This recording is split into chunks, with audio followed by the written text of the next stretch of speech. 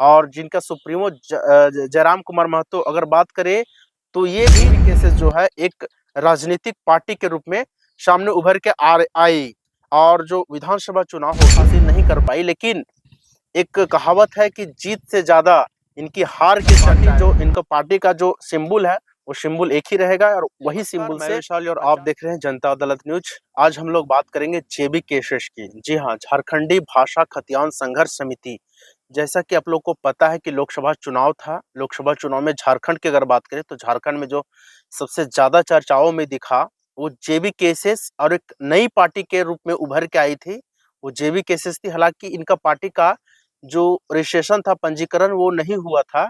और आज हम लोग बात करेंगे इनका पंजीकरण के बारे में ही कि जो जेबी केसेस पार्टी थी, झारखंडी भाषा खतियान संघर्ष समिति, जो कि लोकसभा चुनाव में 7 या 8 लोकसभा से चुनाव मैदान में थी। और हालांकि अगर 7-8 जगह से अगर बात करें तो 7-8 जगह से चुनाव लड़ी जेबी केसेस, लेकिन एक भी जगह से जीत हासिल नहीं कर पाई। लेकिन एक कहावत है कि जीत से ज्यादा इनकी हार की चर्चाएं हुई। जी, अगर बात करें हम जेबी केसेस के जो सुप्रीमो हैं जयराम महतो, जो कि गिरिडीह लोकसभा से चुनाव मैदान में आए थे। हालांकि वो भी चुनाव नहीं जीत पाए, लेकिन चर्चाओं का विषय उनका पूरा झारखंड का अगर बात करें तो पूरा झारखंड में वो काफी चर्चाओं में बने रहे और काफी सुर्खियां भी बटोरा। और साथ ही अगर बात करें तो झारखंड के साथ साथ अन्य राज्यों में भी, दिल्ली से भी उनको आमंत्रित किया गया डेमोक्रेसी स्कूल में। वहां पे उनको लेक्चरर के रूप में आमंत्रित किया गया था, जहां पे वो लोकसभा चुनाव के बाद ही गए। जब लोकसभा परिणाम आने वाले थे उससे पहले वो वहां गए थे। आज हम लोग बात करेंगे जेबी केसेस, जो कि निर्दलीय उम्मीदवार थी लोकसभा चुनाव में। और अभी अगर बात करें तो विधानसभा चुनाव झारखंड में सर पे है और विधानसभा चुनाव से पहले जेबी केसेस, जो झारखंडी भाषा खतियान संघर्ष समिति थी, उनका चुनाव आयोग से रजिस्ट्रेशन पंजीकरण हो गया है।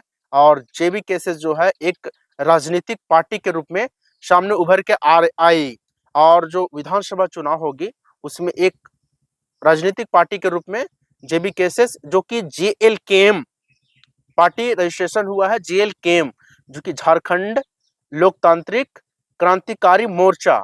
जी हाँ, ये था उनका पंजीकृत जो हुआ है जेएलकेएम के नाम से। तो अभी हम बात करें कि जेएलकेएम के नाम से और जेबी केसेस जो था निर्दलीय उम्मीदवार था, उसमें इसमें क्या अंतर है? वो निर्दलीय उम्मीदवार थी, उसमें जीत नहीं पाए। और अभी अगर बात करें तो विधानसभा चुनाव में वो दावा भी किए थे।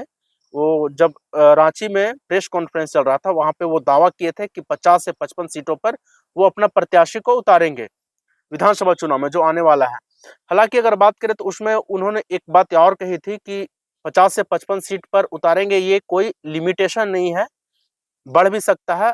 81 सीट जो है झारखंड में विधानसभा का, 81 सीटों पर भी वो चुनाव में प्रत्याशी उतार सकते हैं। हालांकि अभी अनेक जगहों से, सभी जगहों से वो चुनावी जो प्रत्याशी है, प्रत्याशी का खोजबीन कर रहे हैं, प्रत्याशी को उतारने का कोशिश कर रहे हैं 81 विधानसभा से।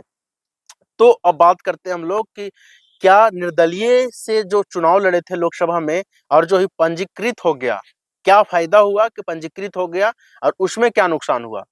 तो इसी पर हम लोग चर्चा करेंगे। तो अभी बात करते हैं पंजीकृत, जो कि 25 जुलाई को चुनाव आयोग द्वारा उनके पास लेटर भेजा गया, जिसमें पंजीकृत उनका पार्टी जेएलकेएम के नाम से पंजीकृत हो गया।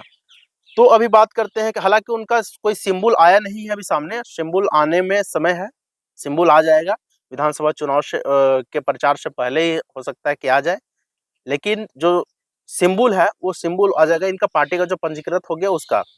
तो जेबी केसेस झारखंडी भाषा खतियान संघर्ष समिति, जो कि चुनाव में दिखी लोकसभा चुनाव में, और जिनका सुप्रीमो जयराम कुमार महतो अगर बात करें तो ये भी गिरिडीह लोकसभा से चुनाव में लड़े और 3.5 लाख वोट, ये भी कोई छोटा वोट नहीं है, छोटा मत नहीं है। 3.5 लाख मतों से ये हार गए। जी हाँ, जीत से ज्यादा इनका हार की चर्चाएं हुई पूरा झारखंड में अगर देखा जाए तो। और अभी जो विधानसभा चुनाव है उसमें भी ये देखा जा रहा है कि अनेकों विधानसभा से ये प्रत्याशी चुनाव में उतारने का कोशिश कर रहे हैं, अनेकों जगह से चुनाव प्रत्याशी को ढूंढ रहे हैं और आमंत्रित कर रहे हैं। अब हम लोग बात करते हैं कि फायदा क्या है पंजीकृत होने के बाद। पंजीकृत होने से पहले निर्दलीय जब उम्मीदवार थे, तो इनका पार्टी का जो सिंबल था, अगर बात करें तो लोकसभा चुनाव जो गिरिडीह से थे, इनको मिला था सिलेंडर, गैस सिलेंडर छाप।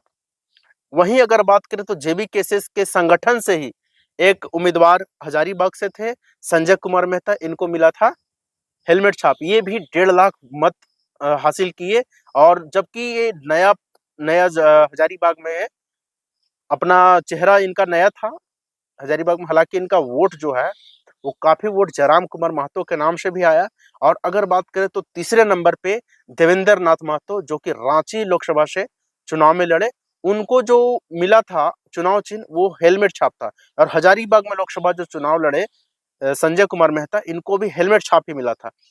तो नुकसान क्या हुआ इनका, चुनाव प्रचार जब हुआ उसमें से एक पार्टी जो है, एक संगठन के जो उम्मीदवार थे, निर्दलीय के उम्मीदवार थे जयराम कुमार महतो सुप्रीमो, उनको मिला था गैस सिलेंडर छाप। इनको मिला यहाँ पे संजय कुमार मेहता हजारीबाग लोकसभा से, इनको मिला आपका हेलमेट छाप। देवेंद्र नाथ महतो जो रांची लोकसभा से चुनाव में लड़े, उनको मिला हेलमेट छाप। तो नुकसान यही हुआ कि इनका जो चुनाव प्रचार था, वो प्रचार में अलग अलग चुनाव चिन्ह से प्रचार करना पड़ा, जिससे कि इनका बहुत ज्यादा नुकसान भी कह सकते हैं। और अभी जब इनका पार्टी रजिस्टर्ड हो जाएगा, तो इनका पार्टी का जो सिंबल है, वो सिंबल एक ही रहेगा, और वही सिंबल से प्रचार प्रसार होगा हर जगह।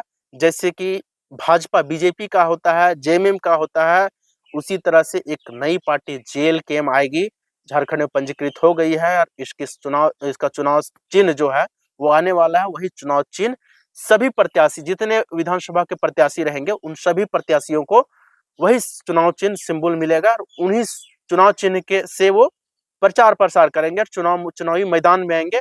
और इनसे फायदा ये होगा कि जयराम महतो अगर प्रचार प्रसार कर रहे हैं अपनी पार्टी सिंबल का, जहां से वो खड़ा हो रहे हैं, वहीं अगर उनके पार्टी से दूसरे जगह भी खड़ा हो रहे हैं उनके प्रत्याशी, तो वही चुनाव चिन्ह से वो भी प्रचार प्रसार करेंगे। तो फायदा ये है कि सभी व्यक्तियों को पता चल जाएगा कि इनका एक पार्टी है, इनका पार्टी का चुनाव सिंबल ये है, और उन्हीं सिंबल पे वोट करना है।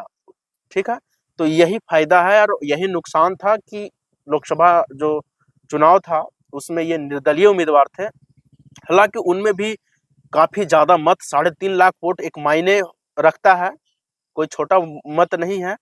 तो अब देखना यह है कि विधानसभा चुनाव में ये कितने प्रत्याशी चुनावी मैदान में इनके पार्टी से आते हैं, और कितने पार्टी विजय हासिल करते हैं। लोकसभा चुनाव में तो एक भी सीट यह जीत नहीं पाए, हालांकि इनका जो स्थानीयता पे बात किए, इस पे काफी ज्यादा जो मत है वो इनके पक्ष में रहा है, और काफी ज्यादा फैन फॉलोइंग भी कहा जाए तो इनका बहुत ज्यादा बढ़ गया।